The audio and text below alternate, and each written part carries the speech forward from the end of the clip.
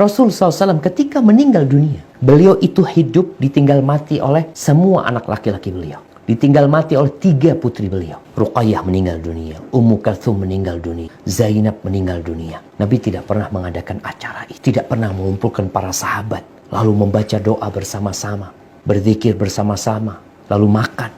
Nggak ada.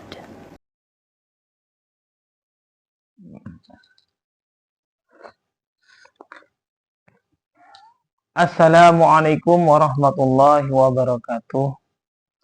Saya tidak tahu bagaimana pola pikirnya Ustadz Wahabi ini dan juga Ustadz Wahabi lainnya, sehingga mereka mengatakan tidak tahlilan itu mengikuti sunnahnya Nabi karena Nabi tidak pernah melakukannya. Bahkan ketika Sayyidah Khadijah wafat dan juga putra-putrinya wafat, ini Rasulullah tidak pernah melakukan tahlilan. Padahal pada masa Rasulullah itu tidak pernah ada tahlilan. Lalu bagaimana mungkin orang yang tidak melakukan tahlilan itu bisa dikatakan ikut sunnahnya Nabi, padahal pada masa Nabi memang tidak pernah ada tahlilan. Menurut saya, mengikuti sunnahnya Nabi itu apabila Nabi itu melakukan suatu perbuatan. Contohnya, Nabi melakukan sholat tahajud, lalu kita ikut melakukan tahajud karena mengikuti apa yang dilakukan oleh Nabi. Maka ini bisa kita dikatakan mengikuti sunnahnya Nabi. Atau pada masa Nabi, ada banyak orang yang melakukan suatu perbuatan, tapi Nabi tidak melakukannya. Sekalipun Nabi itu tidak melarangnya, tapi Nabi tidak melakukannya. Lalu kemudian ketika kita tidak melakukan perbuatan tersebut karena mengikuti pilihan Nabi yang tidak melakukan pada masa sahabat melakukannya, ini bisa dikatakan mengikuti sunnahnya Nabi. Kenapa? Karena pada saat itu berarti ketika Nabi tidak melakukan, padahal banyak sahabat yang melakukan, berarti itu hasil analisa Nabi, pertimbangan Nabi terhadap perbuatan tersebut. Namun bagaimana mungkin kalau ternyata pada masa itu memang tidak pernah ada? Tentu Nabi Muhammad tidak menganalisa. Nah, oleh karena itu maka sesuatu yang tidak dilakukan oleh Nabi, karena di sana itu memang tidak pernah ada, lalu kita sekarang ini tidak melakukannya juga, ini tidak bisa dikatakan mengikuti sunnahnya Nabi, karena Nabi pada saat itu tidak pernah berpikir tentang masalah perbuatan ini baik atau tidak. Sehingga kalau kemudian dikatakan bahwa tahlilan itu ini perbuatan buruk, sehingga Nabi itu tidak melakukan pada saat itu, tapi Nabi ternyata tidak menyampaikannya, ini apa tidak secara tidak langsung mengatakan bahwa Nabi ini berkhianat terhadap risalahnya, menyampaikan sesuatu yang mungkar tapi ternyata oleh Nabi tidak disampaikan. Nah, ini sama saja dengan menuduh Nabi itu mengkhianati terhadap risalahnya.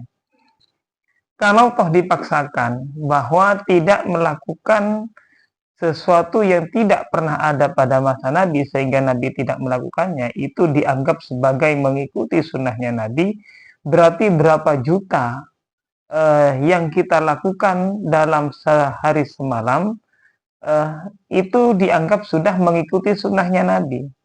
Contohnya, adakah dalil riwayat yang mengatakan bahwa Nabi Muhammad itu membaca surat Al-Baqarah ayat 5 di jam 7 pagi. Sehingga ketika tadi pagi kita tidak melakukannya, ini kita berarti sudah mengikuti sunnahnya Nabi karena Nabi tidak pernah melakukan. Atau pada jam 1 malam Nabi membaca surat Al-Fatihah ayat keempat misal. Sampai sekarang saya tidak menemukan ada hadis yang mengatakan bahwa pada jam 1 malam Rasulullah membaca surat Al-Fatihah ayat keempat. Sehingga kalau kita tidak membaca itu, tidak membaca surat Al-Fatihah di jam 1 malam, kita dianggap mengikuti sunnahnya Nabi. Nah, berarti berapa banyak ya, yang kita ikuti sunnah-sunnahnya Nabi karena kita tidak pernah melakukannya itu. Karena tidak dilakukan oleh Nabi sendiri, sehingga kita juga tidak melakukannya. Ini berapa juta perbuatan yang tidak dilakukan oleh kita, dan Nabi pun juga tidak melakukannya. Sehingga menurut saya tidak layak kemudian mengatakan bahwa tidak mengikuti sesuatu yang tidak pernah terjadi di masa Rasul itu kemudian dikatakan mengikuti sunnahnya Nabi. Itu tidak layak. Betapa mudahnya sunnah Rasul SAW. Maka cobalah kita melihat Islam ini agama yang indah. Islam itu kalau dikatakan mudah, seharusnya Islam itu tidak melarang hal ini, melarang hal itu. Manakala kemudian seperti ini salah, seperti itu salah, menurut saya bukan mudah, justru sulit.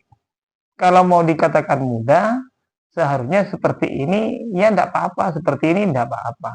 Lah ini kok mau dikatakan mudah, bertahlil saja tidak boleh, bertahlil haram. Kemudian membaca surat Yasin di malam Jumat haram. Lah mudahnya di mana? Kalau seharusnya mudah mau bertahlil ataupun tidak, ya tidak apa-apa. Itu namanya memudahkan. Kemudian kalau baca surat Yasin di malam Jumat ini tidak boleh, seperti ini tidak boleh, merayakan Maulid Nabi tidak boleh. Ini bukan mudah namanya, justru ini mempersulit. Jadi yang mudah itu tidak banyak melarang-melarang. Apalagi tidak ada dalil yang melarangnya. Justru ini mempersulit diri namanya. Nah, justru inilah ajaran Ahlus Sunnah wal Jamaah yang benar-benar ajaran Islam. Inilah ajaran yang sebenarnya lebih mudah. Sehingga orang itu mau tahlilan monggo, tidak mau tahlilan monggo, silahkan. Ini tidak mempersulit namanya.